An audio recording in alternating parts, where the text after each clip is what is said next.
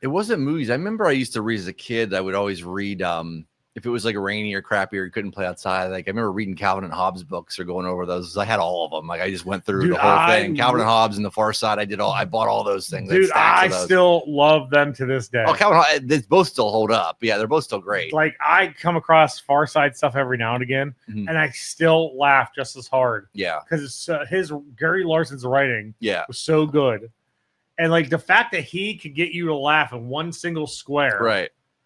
And dude was a genius. Mm-hmm.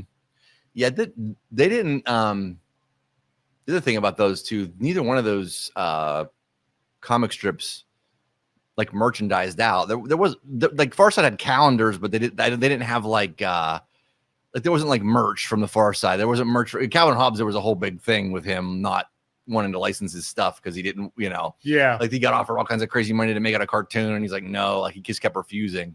Because he wanted it to stay a comic strip, you know what I mean? So people could use their imagination more. Yeah, there's a documentary about him. Yeah, it's good. I've seen that. Yeah, or it was like Finding Bill Watterson, where they're like, going through. He went off into hiding.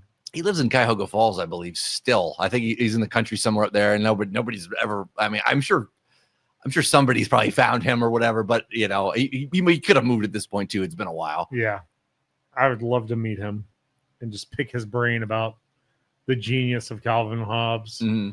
That Calvin Hobbes growing up, like that, for him to write that at his age, to encapsulate what it was to be a kid and use your imagination, and then just have your parents and your friends look at you like you're a weirdo, was like, that's how I grew. That's how I feel I grew up. I feel like I grew up like Calvin. Yeah. And that comic is still so, like, every time I find it, I get so excited. Like if I'm out somewhere else, like flip through it and read it.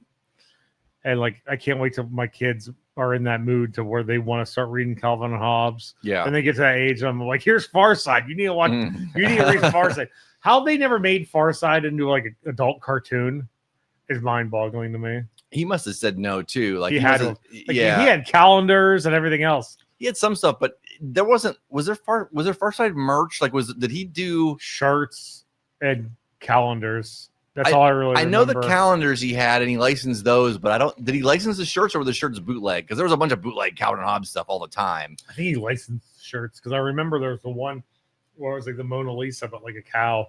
Okay, he might have. Yeah, you're right. He might have licensed the shirts. He might have stopped short of doing like the.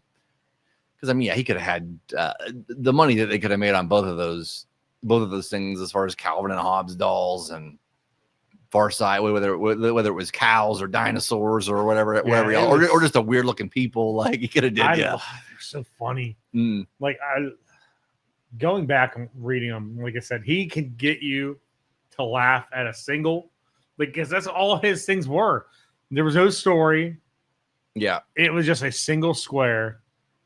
And you'd be laughing your ass off because his comedy style was like the best way to describe it. It was like he was like the Mitch Hedberg of comics. It was like one-liners, you know what I mean? Like it was like one-liner, but his panels it was always one-liner, you know what I mean? Like there was never like some big explanation or whatever else like that too. It was just it was just every single one.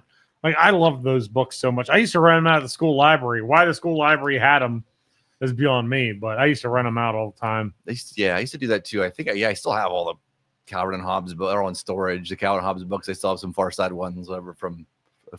Now I'm gonna go down the rabbit hole of getting Far Side books. Yeah, you can get. I mean, for a long time, you could get all that stuff super cheap. I mean, you might even still be able to because they mass produce so many of them, and then they would sell them back. You go to any kind of secondhand bookstore and find all those for a buck or two. I'm gonna start buying them. Yeah, I think I have all the Calvin and Hobbes. Yeah, I have all the Calvin and Hobbes. I literally am. I think that's gonna be one of the things I do to start buying.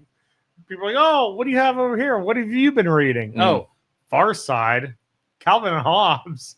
Like, yes, the greats. It'd be cool to own like an original piece of artwork from either of those, and I don't know if any of that's out there at all. Oh God, who knows? I mean, there's got to be some Calvin and Hobbes stuff too, because he had to submit that to newspapers, whatever. So like, as long as they didn't destroy it after the fact or whatever, like somebody might have held on to that, or it's probably sitting at some defunct newspaper, or building. Sitting at like the Smithsonian or something. Well, there's that too. Like, I mean, some of it's been preserved, but yeah, like it'd be cool to. It would be awesome to have a piece of the artwork, even if it was My favorite Calvin Hobbes things were the snowmen. Yeah, when he could do it, he would build the crazy snowman, and then there was the whole book where it was like a whole series of him going to battle with the snowman, and he freezes them at night. Like, Oh, God, they were so good. I know, So good. uh, Oh man. But